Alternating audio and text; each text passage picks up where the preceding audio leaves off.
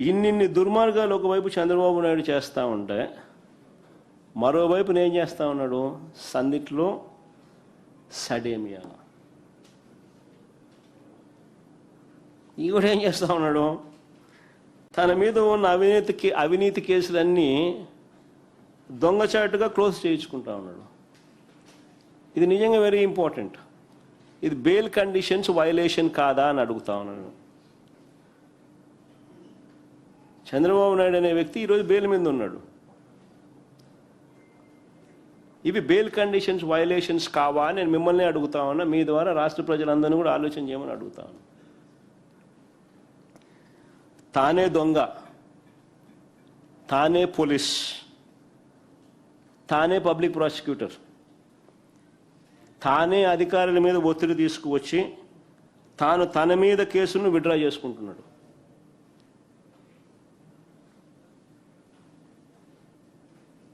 మరి దీన్ని ఏమంటారని అడుగుతా ఉన్నా. కళ్ళ ముందర కనిపిస్తా ఉంది బరి తెగింపు. ఇవి బెయిల్ కండిషన్స్ వైలేషన్స్ కావా అని అడుగుతా ఉన్నా.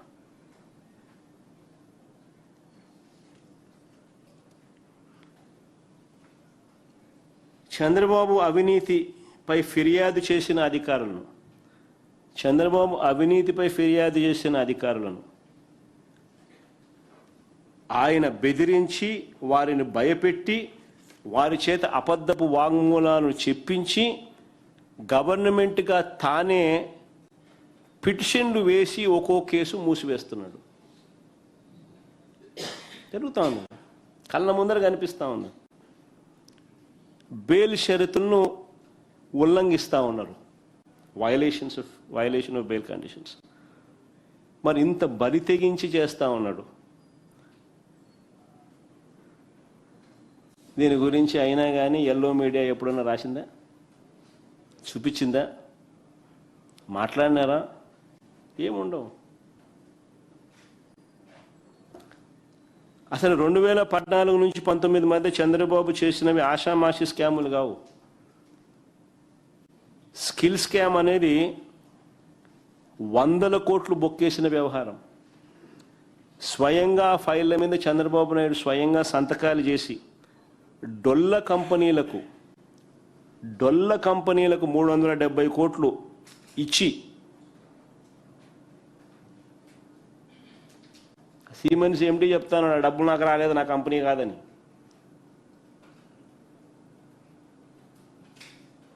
డొల్ల కంపెనీలకు ఈయనే స్వయంగా సంతకాలు పెట్టి ఫైల్ మూవ్ చేసి ఈయనే డబ్బు 370 కోట్లు ఇచ్చిన కేసు అది.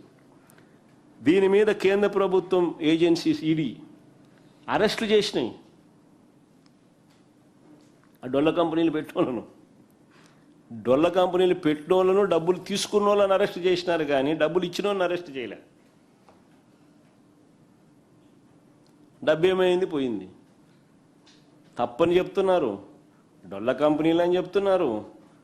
డబ్బు ఎత్తినోని అరెస్ట్ చేసినారు, డబ్బు ఇచ్చినోని అరెస్ట్ చేయలే, ప్రొటెక్షన్ ఇచ్చినారు. మరి ఏంది? ఇదే మోడస్ ఆపరెండి ఇప్పుడు కూడా జరుగుతుంది. ఇప్పుడు డిస్టిలరీలకు ఆర్డర్లు ప్లేస్ చేసేది ఎవరు? ప్రైవేట్ షాపులు ఎవరి? చంద్రబాబు నాయుడు ఎవరు చెప్తే వానికి ఆర్డర్లు ప్లేస్ చేసి తన మాఫియా సామ్రాజ్యంలో భాగస్తులు. ఓ పక్క అట్లా, ఒక పక్క ఇట్లా. కల్తీ మద్యం ప్రతి 5 బాటిళ్ళకు 1 బాటిల్ కల్తీ మద్యం, ఓ పక్క రెండో పక్క ఇట్లా. ప్రజాధనాన్ని బొక్కేసిన ఈ గజ దొంగను చట్టం ముందు నిలబెట్టి శిక్షించడానికి కావలసిన అన్ని ఆధారాలు సాక్ష్యాలు ఉన్నా కూడా చంద్రబాబు తన అధికార బలంతో ఫిర్యాదుదారులైన అధికారులను భయపెట్టించి బెదిరించి స్టేట్మెంట్లు విత్డ్రా చేయించి వాటిని కోర్టు ముందర పెట్టి ఈ కేసులో ఏమీ లేదంటూ వ్యవస్థలను తప్పుదారి పట్టించి రెఫర్ ఛార్జ్ షీట్ వేసి మూసివేస్తూ ఉన్నాడు. ఇదే మోడస్ ఆపరెండి తన చంద్రబాబు నాయుడు గతంలో కూడా same modus operandi. Eluru scam తీసుకున్న same modus operandi, Eleru scam తీసుకున్న సేమ్ మోడస్ ఆపరెండి. ఎన్టీఆర్ను వెన్నుపోటు పొడిచి ఆ పార్టీ బ్యాంక్ అకౌంట్లను ఆ పార్టీ గుర్తును లాక్కోవడం దగ్గర నుంచి మొన్నటి తెలంగాణ ఎమ్మెల్సీ ఎన్నికల్లో ఓటుకు కోట్లు ఇస్తూ ఆడియో టేపులు వీడియో టేపులతో అడ్డంగా దొరికిపోయిన కేసు నుంచి ఇవాళటి ఈ కేసు వరకు చట్టం ఒకవైపు వ్యవస్థలు ఒకవైపు ఈ రెండు చంద్రబాబు నాయుడు గారికి చుట్టాలుగా మారి రాష్ట్రంలో ఈరోజు దిగజారిపోయిన పరిస్థితులు కనిపిస్తూ ఉన్న పరిస్థితులు ఈరోజు రాష్ట్రంలో చూస్తూ ఉన్నాం. నేను అడుగుతా ఉన్నా, వీటి అన్నింటి నుంచి ప్రజలను మభ్యపెడుతూ చంద్రబాబు నాయుడు డ్రామాలు రత్తి కట్టిస్తూ గోబెల్స్ని మించిపోతూ తాను తన ఎల్లో మీడియా గ్యాంగు తాను చేస్తూ ఉన్న దుష్ప్రచారాలను కొనసాగిస్తూ ఉండగా చంద్రబాబు నాయుడు చేస్తూ ఉన్న ఈ అన్యాయాలను వేలెత్తి చూపిస్తూ సాక్ష్యాలు ఆధారాలతో ఎప్పటికప్పుడు ప్రజల ముందున నాణ్యానికి ఇటువైపున కూడా వివరిస్తూ ప్రజలను ఎడ్యుకేట్ చేసే కార్యక్రమం చేస్తూ పోతాం. అన్నిటికన్నా ఆశ్చర్యం ఏం తెలుసా, ఇవన్నీ జరిగింది ఎప్పుడు? ఈయన ముఖ్యమంత్రిగా ఉండగా ఈయన ప్రభుత్వంలో జరుగుతానేటి. అన్నిటికన్నా ఆశ్చర్యం ఇది. ఈయన ముఖ్యమంత్రిగా ఉండగా ఈయన ప్రభుత్వంలో ఈయన హయాంలో ఇవన్నీ టీటీడీలో జరుగుతూ ఉన్నాయి.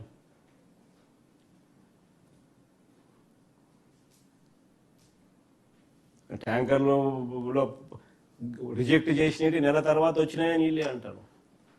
ఆయన ఎవడు ముఖ్యమంత్రిగా ఉన్నాడు?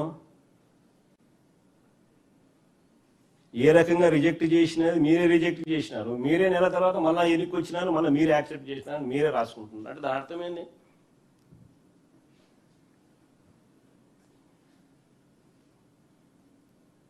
అంటే ఏ రకంగా ఒక అబద్ధాన్ని నిజం చెప్పడం కోసం అని చెప్పి వీళ్ళు పడతా ఉన్న అగసాట్లు నిజంగా చూస్తూ ఉంటే ఆశ్చర్యం కలిగిస్తాయి.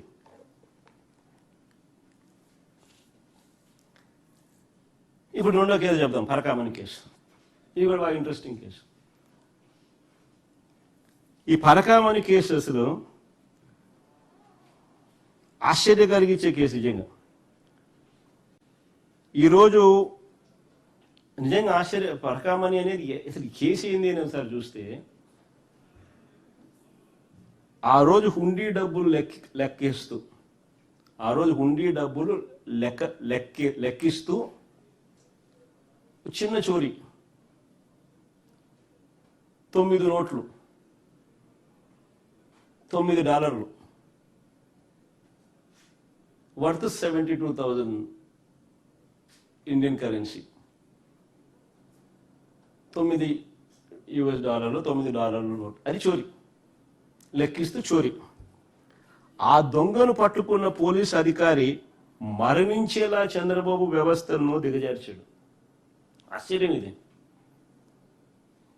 డ్రైవ్ చేస్తా పోతారు, సరే వినండి మీరంతా. మీరు $72,000 విలువ చేసే $9 నోట్లను చోరీ చేస్తుండగా ఆ దొంగను పట్టుకోవడం నేరం అవుతుందా? నేను అడుగుతా ఉన్నా, ఆ దొంగను పట్టుకోవడం నేరం అవుతుందా? దీనికి ప్రాయశ్చిత్తంగా ఆ దొంగ కుటుంబ సభ్యులు 14 కోట్లు విలువైన వారి ఆస్తులను వారు దేవుడికి ఇవ్వడం తప్పవుతుందా? నేను అడుగుతా ఉన్నా మిమ్మల్ని. దీనికి ప్రాయశ్చిత్తంగా ఆ దొంగ కుటుంబ సభ్యులు 14 కోట్లు విలువైన వారి ఆస్తులను వారు దేవుడికి ఇవ్వడం తప్పవుతుందా? పోనీ దేశంలో అనేక చోట్ల అనేక ఆలయాల్లో ఇలాంటి ఘటనలు గతంలో జరిగాయి, కానీ ఎక్కడైనా ఇలా ఆస్తులు దేవుడికి ఇచ్చారా? నేను అడుగుతా ఉన్నా, అందరినీ ఆలోచన చేయమని అడుగుతా ఉన్నా. ఈ దొంగ దొరికినప్పుడు కేసు నమోదైంది. తిరుపతి కోర్టులో ఛార్జ్ షీట్ వేసినారు. మెగా లోక్ అదాలత్ కోర్టులో కేసును పరిష్కరించారు. అన్ని కోట్ల పరిధిలో ప్రాపర్ కోర్ట్ ప్రొసీజర్తో. అంటే జరగాల్సిన జ్యుడిషియల్ ప్రాసెస్ అంతా జరిగింది. కేసు నమోదు చేసినారు, తిరుపతి కోర్టులో ఛార్జ్ షీట్ వేసినారు, మెగా లోక్ అదాలత్ కోర్టులో కేసును పరిష్కరించినారు. జరగాల్సిన జ్యుడిషియల్ ప్రాసెస్ అంతా జరిగింది. ఏదో కొత్తగా ఇప్పుడు మా ప్రభుత్వం వీళ్ళకి వచ్చింది కాదు. అది 30 ఏళ్ళగా ఆయన జీరస్వామి మఠంలో క్లర్క్గా పనిచేస్తా ఉన్నాడు. 30 ఏళ్ళగా పరకామణి లెక్కింపులో ఎన్నో సంవత్సరాల నుంచి పాల్గొంటా ఉన్నాడు. మరి చంద్రబాబు ప్రభుత్వంలో గతంలో ఎందుకు పట్టుకోలేకపోయినారు అంటున్నా. ఏ సింపుల్ క్వశ్చన్. దొంగను మేము పట్టుకున్నాం, మీరు ఎందుకు పట్టుకోలేకపోయినారు? చంద్రబాబు నాయుడు అడుగుతాను సూటిగా. చంద్రబాబు నాయుడు ఇంకొక క్వశ్చన్ కూడా అడుగుతాను. మేము వచ్చాక మేము ఎందుకు పట్టుకోగలిగినాం తెలుసా? ఎలా పట్టుకోగలిగినాం తెలుసా? మేము వచ్చాక తిరుమల హుండీ డబ్బును లెక్కించే పద్ధతిని లెక్కించే ప్రక్రియను ఇంకా పారదర్శకంగా చేయగలిగాం. ఏకంగా దేవుడి సొమ్ముని దొంగల పాలు కాకూడదని 23 కోట్లు ఖర్చు పెట్టి కొత్త బిల్డింగ్ కట్టినాం. 23 కోట్లు ఖర్చు పెట్టి పరకామని కొత్త బిల్డింగ్ కట్టాం. అత్యాధునిక కెమెరాలతో నిఘా వ్యవస్థ ఏర్పాటు చేసినాం. దాన్ని సీఎం హోదాలో నేను స్టార్ట్ చేశాను, ప్రారంభించాను. ఫిబ్రవరి 5, 2023 నుంచి ఆ బిల్డింగ్ పూర్తి స్థాయి ఆపరేషన్స్ స్టార్ట్ అయినాయి.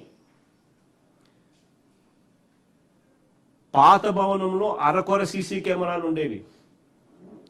రికార్డింగ్ క్వాలిటీ కూడా తక్కువే, బ్లైండ్ స్పాట్స్ ఎక్కువ. వాటిని అన్నింటినీ మారుస్తూ కొత్త భవనంలో మేము 360 degrees కవరేజ్తో 4K HD CCTV వ్యవస్థలు, హైబ్రిడ్ నైట్ విజన్ కెమెరాలు, ఎక్కువ రోజులు డేటా ఉండేలా multi team real time monitoring systems ఇవన్నీ తీసుకొచ్చినాం. ఇవన్నీ చేసిన తర్వాత April 4, 2023 ఫిబ్రవరి 5, 2023 నుంచి బిల్డింగ్ లో పూర్తి స్థాయి ఆపరేషన్ స్టార్ట్ చేసినాం. April 4, 2023లో దొంగతనం చేస్తూ ఈ వ్యక్తి పట్టుబడ్డాడు. చెప్పండి, ఎవడు మంచోళ్ళు? ఇంత గొప్ప వ్యవస్థను సృష్టించినందుకు మాపై నిందలా?